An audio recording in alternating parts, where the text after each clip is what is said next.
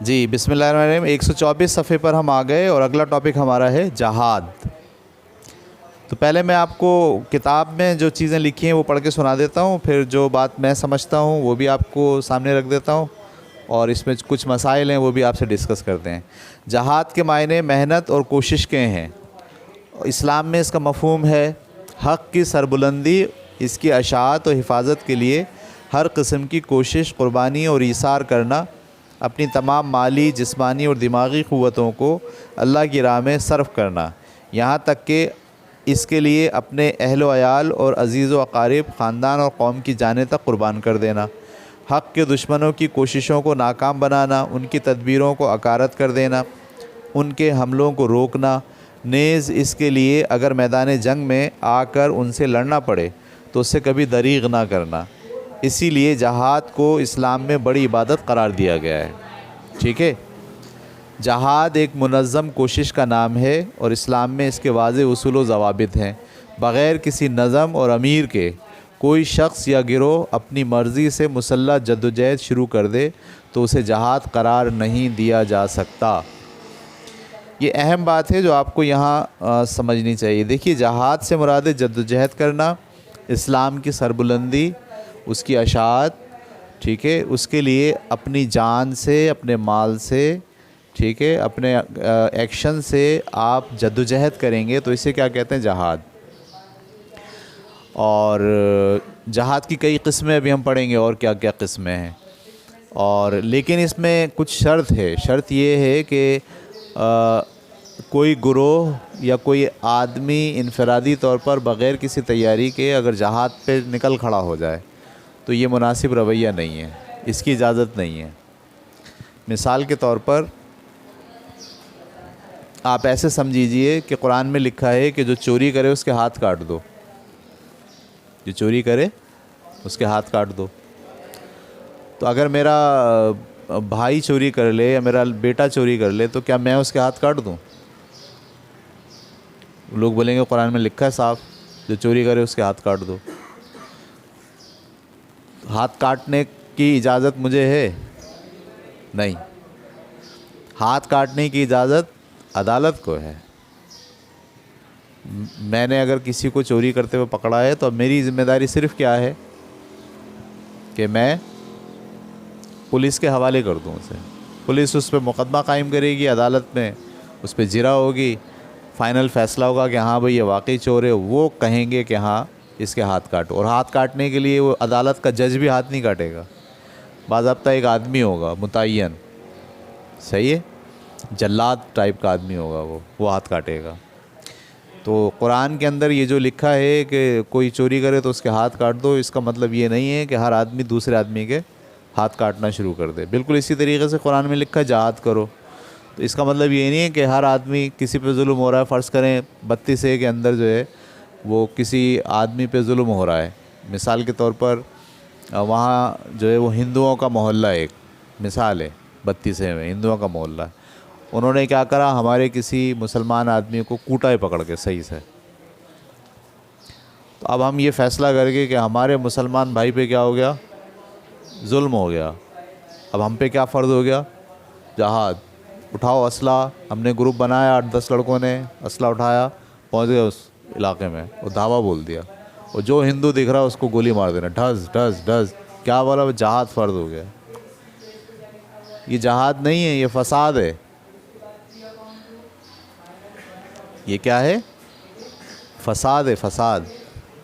جہاد کے لیے شرط یہ ہے کہ جو ریاست ہے، ریاست یعنی جو آپ کی حکومت ہے، وہ اعلان کرے گی باضابطہ جہاد کا، پھر وہ باضابطہ لوگوں کو بھرتی کرے گی، ٹریننگ دے گی، اسلحہ چلانا سکھائے گی، صحیح ہے۔ سب سے پہلے جب جنگ کے لیے بھیجا جاتا ہے، عام آدمی کو بھیجتے ہیں یا فوجی کو بھیجتے ہیں؟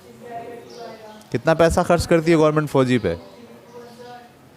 بے شمار پیسہ خرچ کرتی ہے اس کی ٹریننگ پہ، اس کو اچھا کھانا کھلاتی ہے، اس کو طاقتور بناتی ہے، اس کو گر سکھاتی ہے، اس کو اسلحہ چلانا سکھاتی ہے، سب سے پہلے جان کی حفاظت سکھاتی ہے۔ آپ دیکھو جب بھی رینجرز کی گاڑی گزرے گی، رینجرز کس لیے گزرتی ہے ہمارے یہاں؟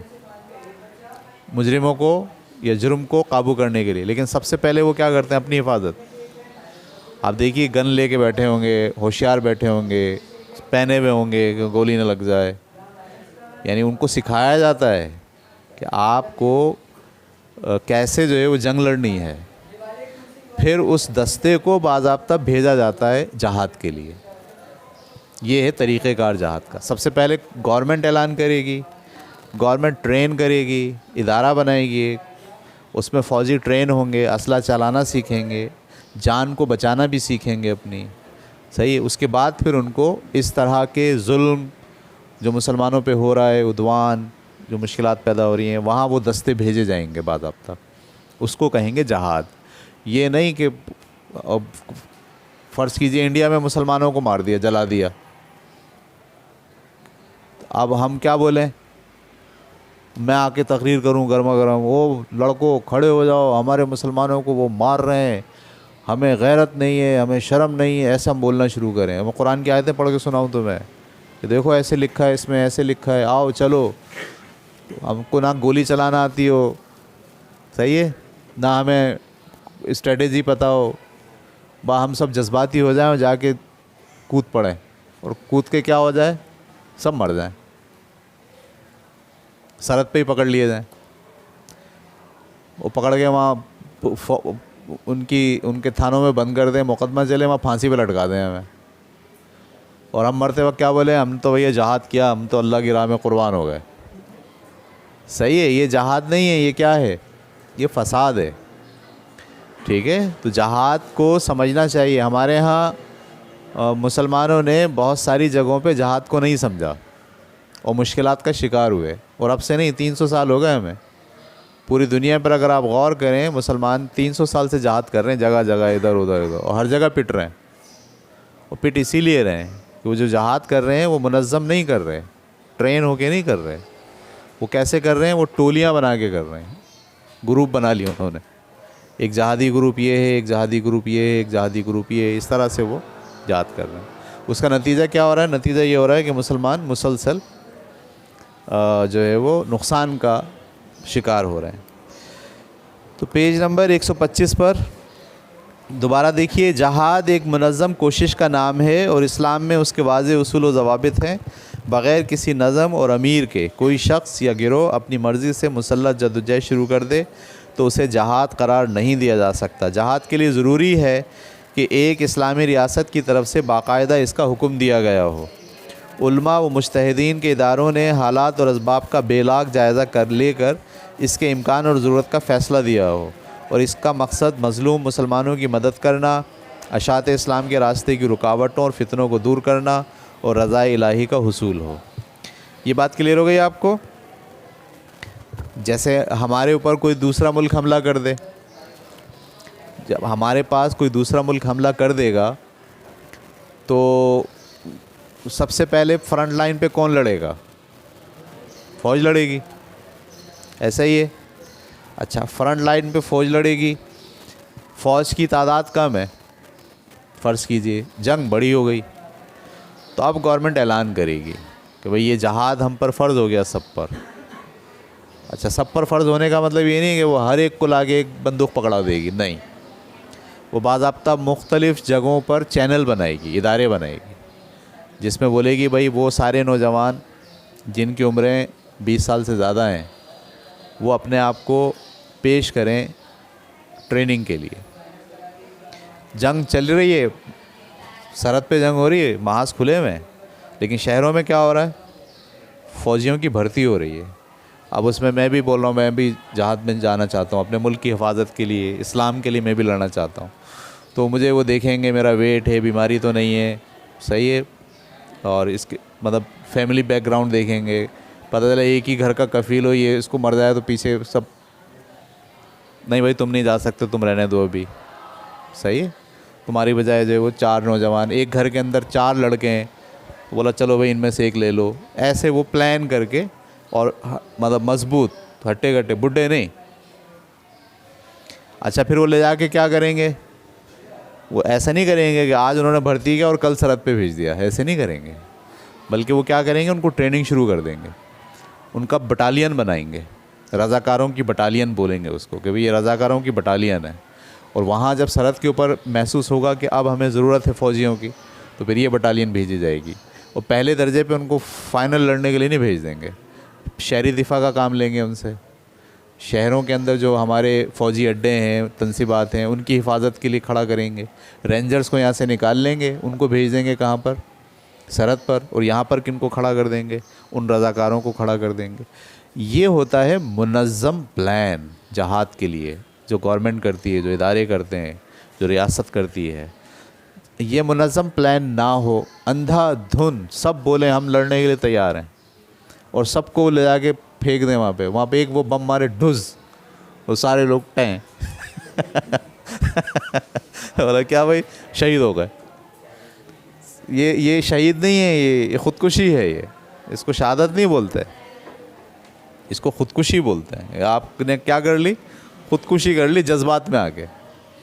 جذبہ بڑا اچھا تھا آپ کا کہ ہم لڑیں گے اپنے ملک کے لیے، اپنے اسلام کے لیے، لیکن کیا ہوا؟ ایسا جذبہ، بے وقوفوں والا جذبہ جس میں کوئی نتیجہ نہیں نکلا، اور آپ ہار بھی گئے، جان سے بھی گئے، اور مقصد بھی حاصل نہیں ہوا. ٹھیک ہے؟ تو جہاد جو ہے یہ ایک بہت منظم پلان کے ذریعے فرض ہوتا ہے، کیا جاتا ہے، اور اس کے اوپر پورا ادارہ ہوتا ہے ایک نا، جو باضابطہ جاسوس تیار کرتے ہیں. پتہ ہے آپ کو؟ یعنی جس وقت جنگ لگتی ہے یا جس وقت جہاد فرض ہوتا ہے، اس وقت کئی طرح کے لوگ چاہیے ہوتے ہیں. وہ بھی چاہیے ہوتے ہیں جو لڑ رہے ہوں، بندوق چلا رہے ہیں، وہ بھی چاہیے ہوتے ہیں جو جاسوسی کر رہے ہیں. صحیح ہے؟ مطلب وہ ان کو ٹرین کرتے ہیں، فقیروں کا لباس پہناتے ہیں، ان کو بھیجتے ہیں، وہ دوسرے ملک کے اندر گھس جاتے ہیں اور وہاں سے رپورٹیں دیتے ہیں کہ یہ ہو رہا ہے، یہ ہو رہا ہے. تو جب جہاد فرض ہوتا ہے تو پھر پورا ایک منظم ادارہ چاہیے جہاد کو کنٹرول کرنے کے لیے. اور ایسا ہی ہوا ہمارے ہاں، جب منظم ادارے کے بغیر لوگوں نے خود سے جہاد کیا تو وہ کسی کے کنٹرول میں نہیں رہے. صحیح ہے؟ وہ تحریک طالبان پاکستان بن گئے. صحیح ہے؟ انہوں نے پھر پہلے کیا کرا؟ باہر والوں کو مارا. جب ان کو غصہ آ گیا تو انہوں نے اندر والوں کو مارنا شروع کر دیا. یہیں بم دھماکے کر رہے ہیں غصے میں آ کے، مسجدوں پہ حملے کر رہے ہیں غصے میں آ کے، کیونکہ ان کا کوئی منظم نیٹ ورک نہیں تھا، ان کو ٹرین کرنے والے لوگ نہیں تھے، پلاننگ نہیں تھی. اس وجہ سے یہ ساری مشکلات پیدا ہوئیں. اس لیے جہاد کے موضوع کو بہت اچھے طریقے سے سمجھنا ضروری ہے، کیونکہ جہاد میں جان چلی جاتی ہے. اور آپ کو ایک بات ذہن میں ڈال لیجئے کہ اللہ تعالیٰ نے جان، مال اور آبرو اس کی حرمت قائم کی ہے. آپ کسی کی جان نہیں لے سکتے. ایک شخص کی زندگی اگر آپ نے لے لی بغیر کسی مقصد کے تو آپ نے پوری انسانیت کو قتل کر دیا. قرآن میں اللہ تعالیٰ نے کہا ہے کہ ایک انسان کا ناحق قتل پوری انسانیت کا قتل ہے، اور ایک انسان کو بچانا پوری انسانیت کو بچانا ہے. اس لیے یہ بات، کیونکہ جہاد میں تو ماریں گے نا، جان سے ماریں گے کسی کو، تو جان سے مارنا اتنا آسان نہیں ہے. خدا کی مخلوق ہے، چاہے وہ ہندو ہو، چاہے وہ عیسائی ہوں، چاہے وہ کوئی بھی ہوں، آپ کسی کو مار نہیں سکتے. ٹھیک ہے؟ تو جہاد اپنے طور پر کبھی بھی نہیں کرنا چاہیے. یہ والا جہاد جس میں جان کا مسئلہ ہو. باقی جہاد کریں آپ، دوسرے جہاد بھی ہیں، مثال کے طور پر مالی جہاد. صحیح ہے؟ یعنی آپ اسلام کی سربلندی کے لیے مال خرچ کریں پلان کر کے. آپ اسلام کی سربلندی کے لیے اپنا وقت دیں. صحیح ہے؟ یہ بھی جہاد ہے. آپ اسلام کی سربلندی کے لیے اپنی صلاحیت لگائیں. ٹھیک ہے بھائی؟ بولیں کہ میرے اندر کیا صلاحیت ہے؟ میرے اندر صلاحیت ہے کہ میں بولتا بہت اچھا ہوں، تو آپ اسلام کو پھیلانے کے لیے بولیں. یہ بھی جہاد ہے. جتنا آپ کام کریں گے، جتنی محنت کریں گے، یہ سب کیا ہوگا؟ جہاد ہوگا. آج تو جہاد کی سب سے زیادہ ضرورت یہ والی ہے کہ آپ اپنے اسلام کا صحیح تصور ساری دنیا کے سامنے پیش کریں. اور اب تو میڈیا آ گیا ہے نا. یعنی آج سے 20 سال پہلے یا 10 سال پہلے یہ موقع نہیں تھا کہ اسلام کا صحیح تصور آپ دنیا کے سامنے پیش کریں. آج آپ کے پاس بالکل یہ مواقع ہیں. آپ انگلش سیکھیے، انگریزی میں بات کرنا جانیے، اور قرآن مجید کو انگریزی میں لوگوں کو پڑھانا شروع کر دیں. دیکھیے لوگ آپ کی بات سنیں گے، پوری دنیا کے اندر اسلام پھیلے گا.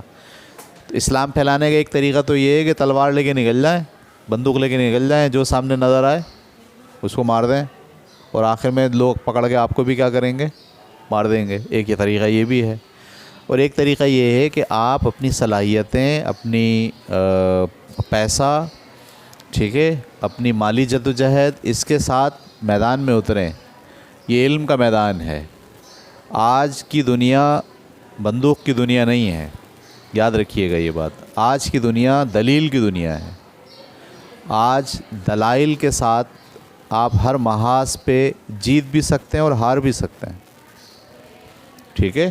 تو دلائل کا محاذ بھی سنبھالنا مسلمانوں کے لیے ضروری ہے۔ یہ بھی جہاد ہے بہت بڑا، جہاد بالعلم، اس کو بولتے ہیں جہاد بالعلم، کہ اب آپ کیا کر رہے ہیں، آپ پوری دنیا کے سامنے اپنے دین کو، خدا کے نظام کو، خدا کی بات کو علمی بنیاد پر دنیا کے سامنے رکھ رہے ہیں۔ یہ جہاد بالعلم ہے۔ اچھا، ایک جہاد اپنے آپ سے بھی ہوتا ہے، جہاد بالنفس، یعنی میں خود تو ابھی پکا مسلمان بنا نہیں اور چاہ رہا ہوں کہ پوری دنیا مسلمان ہو جائے۔ ہمارے یہاں یہ مسئلہ بھی بہت بڑا ہے، یعنی میں پکا مسلمان، نماز مجھ سے ہو نہیں رہی، والدین کا احترام میں کر نہیں پا رہا، وہ چاہتا کیا ہوں کہ ساری دنیا مسلمان ہو جائے۔ میں مسلمان نہیں ہوں گا، میری ہمت نہیں ہے اتنی۔ تو یہ والی بھی خطرناک بات ہے۔ اس میں کیا ہوا کہ آپ جہاد بالنفس، یعنی آپ اپنے آپ کو تو قابو کر نہیں پا رہے اور پوری دنیا کو آپ کہہ رہے ہیں کہ آپ مسلمان ہو جائیں، ٹھیک ہے۔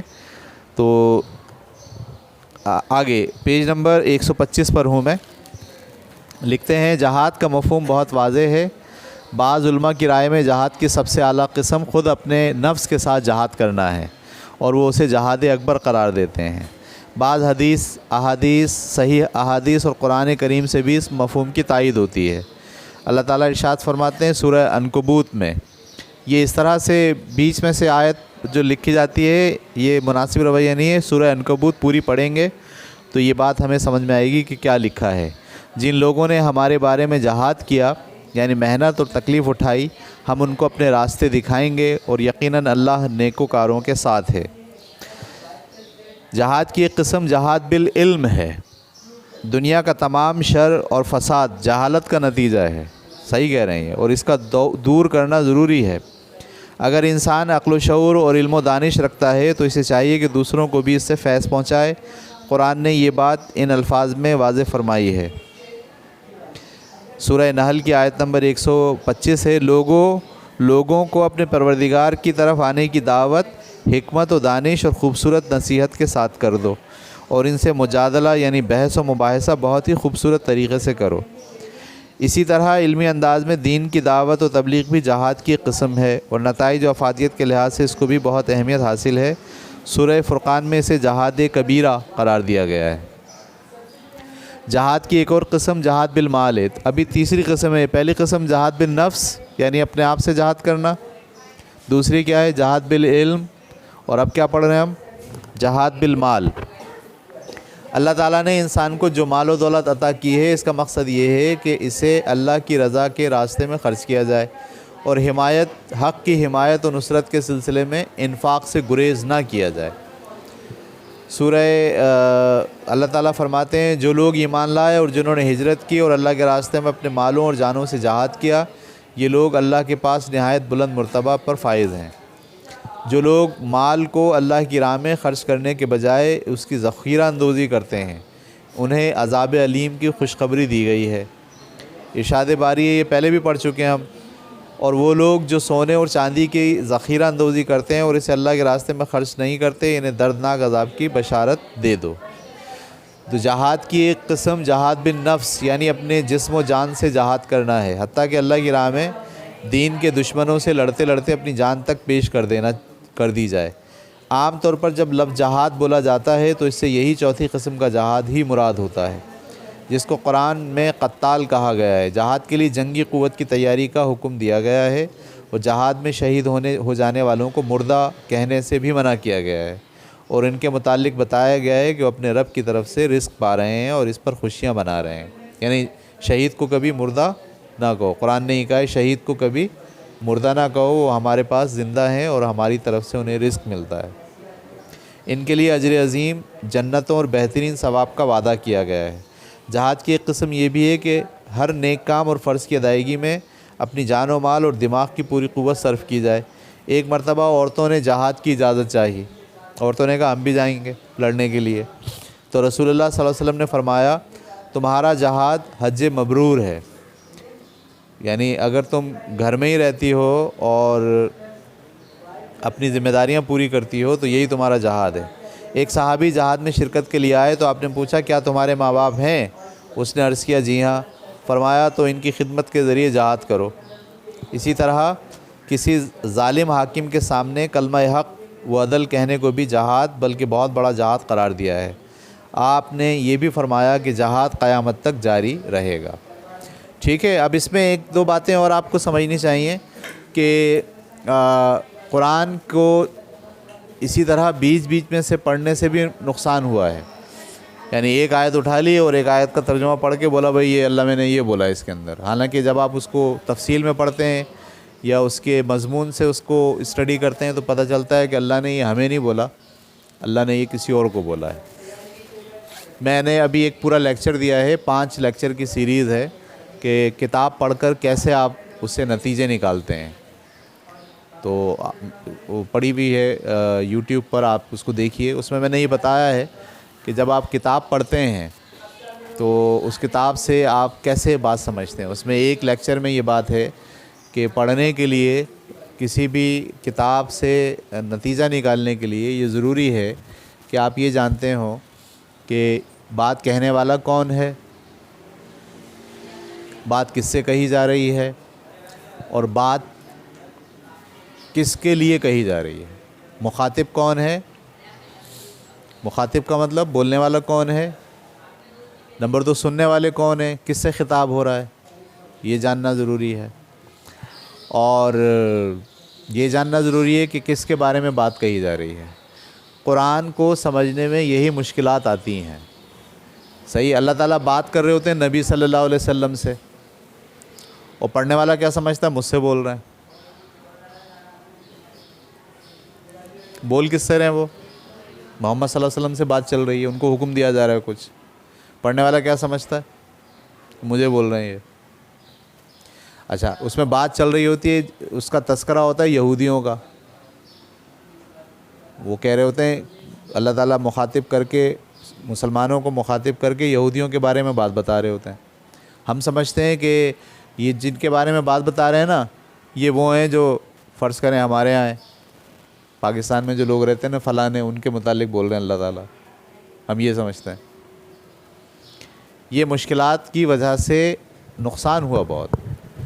جہاد کے لیے بھی آپ حیران ہوں گے جتنی آیتیں قرآن مجید سے کوٹ کرتے ہیں لوگ، وہ ساری کی ساری وہ آیتیں ہیں جو زیادہ تر سورہ توبہ میں ہیں، اور سورہ توبہ جو ہے وہ عذاب کی صورت ہے، اور سورہ توبہ کو بہت احتیاط سے پڑھنے کی ضرورت ہے۔ اس میں آپ کو یہ دیکھنا پڑے گا کہ اللہ تعالیٰ جو بات کہہ رہے ہیں کس سے کہہ رہے ہیں، صحیح ہے، اور کس کے متعلق کہہ رہے ہیں۔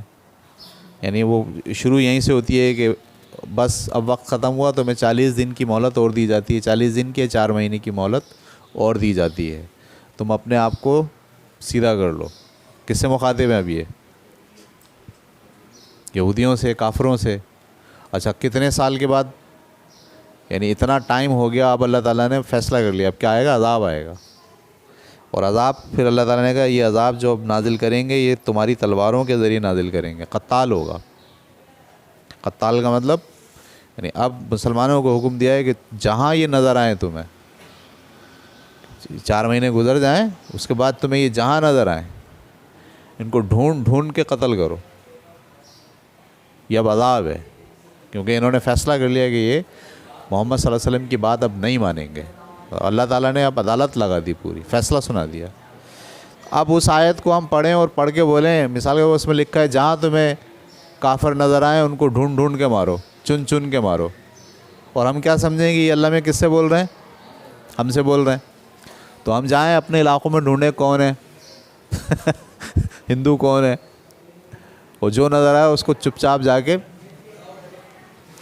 اور کیا سمجھیں کہ ہم نے بہت بڑا کام کر لیا، قرآن پہ عمل کر لیا. یہ تصور غلط ہے، یہ ناسمجھی ہے، یہ جہالت ہے.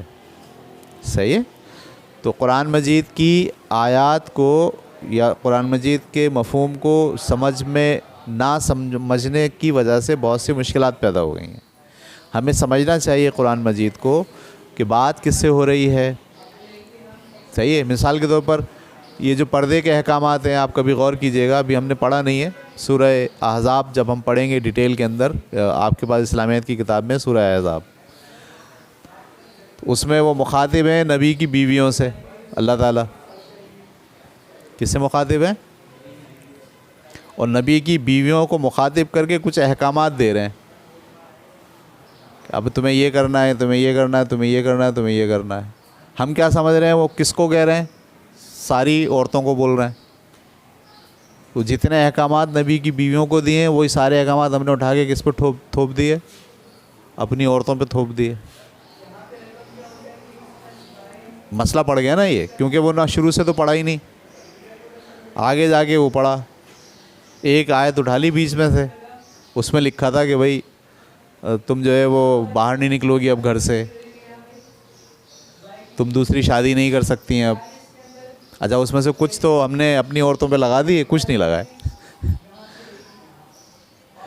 تو یہ قرآن مجید کو جب تک ہم اس مفہوم کے ساتھ نہیں پڑھیں گے کہ بولنے والا کون ہے، صحیح ہے، کس سے مخاطب ہے، بات کس کے سے کہہ رہا ہے. زیادہ تر تو بولنے والا اللہ تعالیٰ ہی ہے، لیکن بعض واقعات جب وہ سناتے ہیں تو اس میں موسیٰ بھی بولتے ہیں، عیسیٰ بھی بولتے ہیں، عیسیٰ نے کہا. اب وہاں پر ہم یہ سمجھ ہی نہیں پائیں کہ یہ عیسیٰ بول رہے ہیں یا اللہ بول رہے ہیں. صحیح ہے. تو کسی بھی کتاب، کوئی کتاب آپ پڑھیں گے، آپ کو جب بھی کوئی تحریر پڑھتے ہیں، یہ ضروری ہوتا ہے آپ کے لیے کہ آپ یہ جانیں کہ بولنے والا کون ہے، کس سے بات کر رہا ہے، اور کس کے متعلق بول رہا ہے. 3 باتیں پتہ ہونی چاہیے. یہ تینوں باتیں گڑبڑ ہو جائیں، پتہ ہی نہ ہو. صحیح ہے.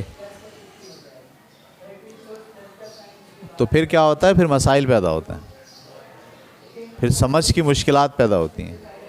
کوئی کہانی نہیں پڑھ سکتے آپ اس سمجھ کے بغیر، کوئی ناول نہیں پڑھ سکتے آپ. قرآن تو بہت دور کی بات ہے.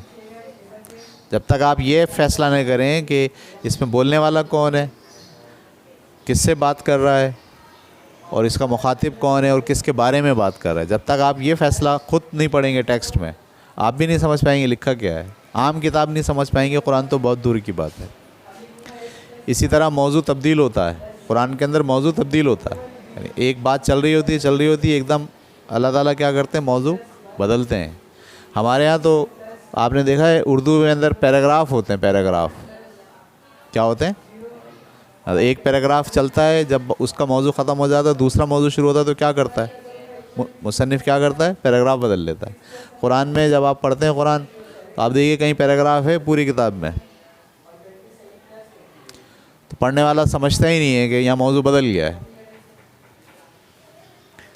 کچھ لوگوں نے باضابطہ قرآن کا جب ترجمہ کیا ہے تو اس لحاظ سے کیا ہے، جیسے ہی ایک موضوع ختم ہوتا ہے وہ کیا کرتے ہیں، ترجمہ کرنے والا پیراگراف بدل دیتا ہے اپنا. جو رواں ترجمہ آپ پڑھیں گے بعض مترجمین کا تو آپ حیران ہوں گے کہ انہوں نے اس کا لحاظ کیا. انہوں نے ایک موضوع کو ایک پیراگراف میں رکھا ہے، جیسی موضوع بدلتا ہے وہ کیا کرتے ہیں، وہی پیراگراف بدل لیتے ہیں. اس سے بھی جو ہے وہ بہت ساری چیزیں سمجھنے آسان ہو جاتی ہیں قرآن مجید کی. تو یہ جو مشکلات ہوئی ہیں جہاد کے بارے میں اور ہجرت کے بارے میں، جو مسلمانوں سے جو نہیں سمجھ پائے، آج دنیا کے اندر بہت سارے مسائل ان 2 چیزوں کی وجہ سے پیدا ہو گئے کہ وہ جہاد کو نہیں سمجھ پائے، صحیح تصور اس کا نہیں لے پائے، اور دوسرا یہ کہ وہ ہجرت کے بارے میں بھی صحیح بات نہیں سمجھ پائے. ٹھیک ہے. تو اللہ تعالیٰ ہمیں قرآن مجید کو صحیح پڑھنے کی، سمجھنے کی توفیق عطا فرمائے، اور اللہ تعالیٰ سے ہمیشہ مانگا کریں، رجوع کیا کریں، دعا کیا کریں کہ اے اللہ مجھے اتنی سمجھ دے کہ میں تیری بات کو سمجھ لوں. خدا کی بات سمجھنا کے لیے جتنی سمجھ چاہیے وہ اللہ تعالیٰ مجھے دے دے. یہ نماز کے بعد دعا بھی کرا کریں، اور قرآن مجید کا مطالعہ اردو میں کریں، زیادہ تر کوشش کریں رواں ترجمہ پڑھیں. اور عربی اگر سیکھ لیں تو بہت بڑی بات ہے. جیسے آپ لوگ انگلش سیکھتے ہیں سمجھنے کے لیے ڈکشنری لے کے بیٹھتے ہیں, ایسے ہی اگر آپ عربی سیکھ لیں تو بہت اچھا ہے. لیکن عربی آپ نہیں سیکھ پا رہے تو کم از کم جب تک عربی آپ کو نہیں آتی تو بے شمار لوگوں نے قرآن مجید کا ترجمہ اردو میں کیا ہے. آپ جس کو بھی پسند کریں, جو آپ کو پسند ہو, جو آپ کو اچھا لگے, اس کا ترجمہ آپ پڑھیں تاکہ خدا کی بات سمجھ پائیں کہ وہ کیا آپ سے کہنا چاہتے ہیں. ٹھیک ہے, یہ سنی سنائی بات کو دین سمجھنا خطرناک ہے. میں نے آپ کو بتا دیا, آپ نے میری سن کے سمجھ لیا. اب جیسے میں نے جو جہاد کے بارے میں, یا آپ نے کوئی رائے قائم نہیں کرنی چاہیے, آپ خود مطالعہ کریں, خود پڑھیں, خود جو ہے وہ اردو میں بھی چیزیں آ گئی ہیں, عربی میں بھی موجود ہیں. ان کو جتنا آپ سیکھیں گے اتنا آپ کا علم بڑھے گا. اور قرآن مجید تو بہت بڑی کتاب ہے. 1400 سال ہو گئے لوگ مسلسل پڑھ رہے ہیں اور ابھی بھی نئی نئی باتیں اس میں سے سیکھ رہے ہیں. تو آپ بھی ہمت کر کے اللہ کا نام لے کے اپنے آپ کو پیش کریں خدا کے سامنے کہ میں آپ کی بات سمجھوں گا, میں آپ کی بات سنوں گا, اور قرآن مجید کو اردو میں پڑھنا شروع کریں. ٹھیک ہے, چلیں جی, آج کی کلاس بھی ختم اور ہماری یہ کتاب بھی ختم اردو اسلامیات کی. ٹھیک ہے, اس میں کچھ لیکچر جو ہے وہ شروع کے میرے ابھی بنے نہیں ہیں. انشاءاللہ سورہ انفال کے تقریباً 6 لیکچر میں نے بنا دیے تھے شروع کے, وہ موجود ہیں اسی سیریز میں ویڈیو کی, اور میں تھوڑا تھوڑا کر کے اس کو اور بنا دوں گا. سورہ انفال بھی, سورہ احزاب بھی, اور سورہ ممتحنہ بھی, 3 صورتیں ہیں. اس سال امتحان میں آپ کے پاس صرف ایک صورت آئے گی, سورہ انفال, بس. ٹھیک ہے, اللہ حافظ.